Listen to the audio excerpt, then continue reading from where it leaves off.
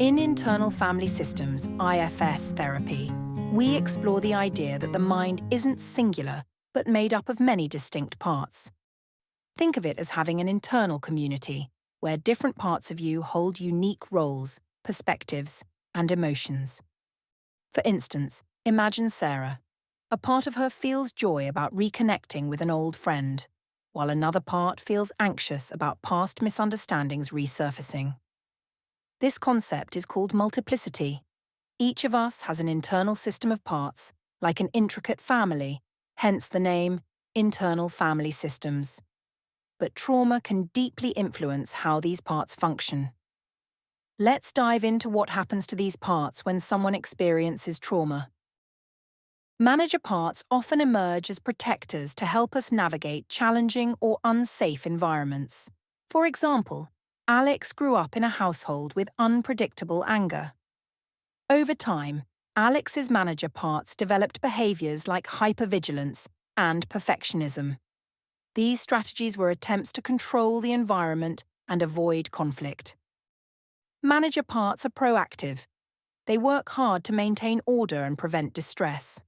However, these parts can carry heavy beliefs, like I must be perfect to be loved or I'm not good enough.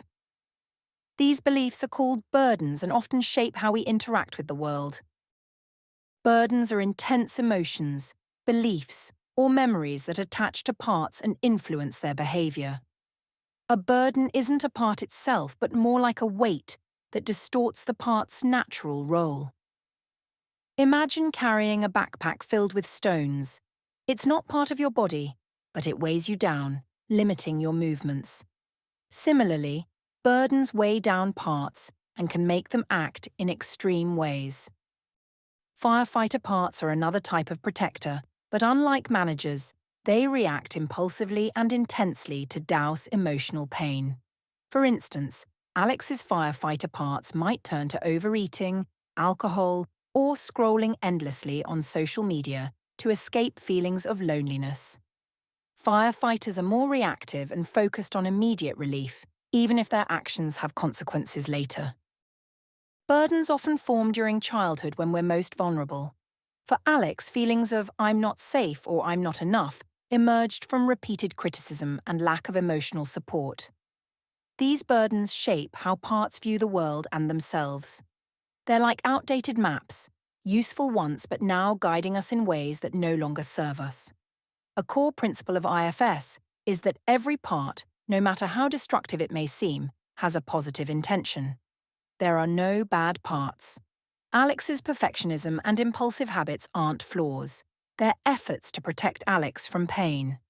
Recognizing their good intentions helps us approach them with compassion rather than judgment.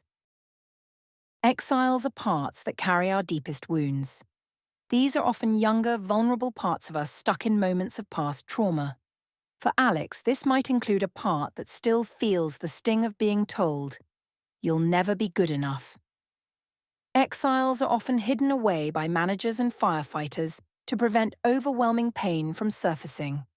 Yet, these parts hold the keys to healing when approached with care and support. Protective parts like managers and firefighters are often driven by fear. A manager might think, if I'm not perfect, I'll be rejected, while a firefighter might fear, if I don't numb this pain, I'll collapse. Understanding what each part fears is a crucial step in working with them.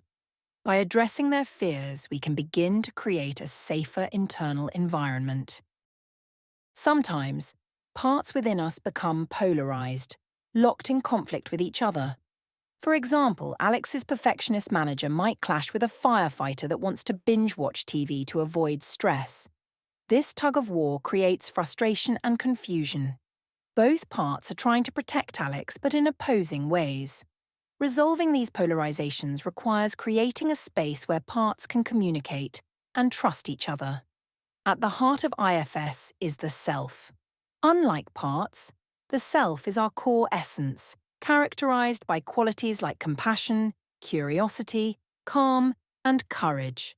It's the part of us that can step into leadership, creating harmony within our internal system. When Alex's self takes the lead, It listens to parts without judgment, offers reassurance, and helps resolve conflicts. The self isn't damaged by trauma, it's always there, waiting to be accessed. Think of your internal system as a container. When most of the space is filled with burdens and protective parts, there's less room for the self to operate. However, as parts begin to release their burdens, a process called unburdening, they relax, and more space becomes available for the self. Over time, protective parts can take on healthier roles, and exiles can heal, becoming vibrant and playful again. This shift isn't instant but unfolds as we build trust within our system. By nurturing self-energy, we create a stable foundation for all parts to thrive. Understanding trauma through the lens of IFS helps us see that healing isn't about eliminating parts of ourselves, but integrating them in a way that they feel understood and supported. Each part has wisdom to share, and the self has the strength to guide.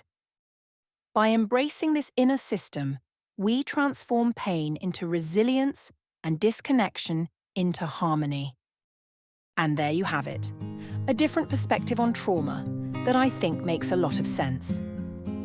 If you would like to learn more about IFS, have a look at the description below, where I will link to other useful podcast episodes. Thank you so much for listening, guys, and please, if this video made sense to you or helped you in any way, give it a thumbs up and subscribe. It would mean the world to me. Until the next podcast, I leave you in the capable hands of your true self, so take care of yourself and your inner family.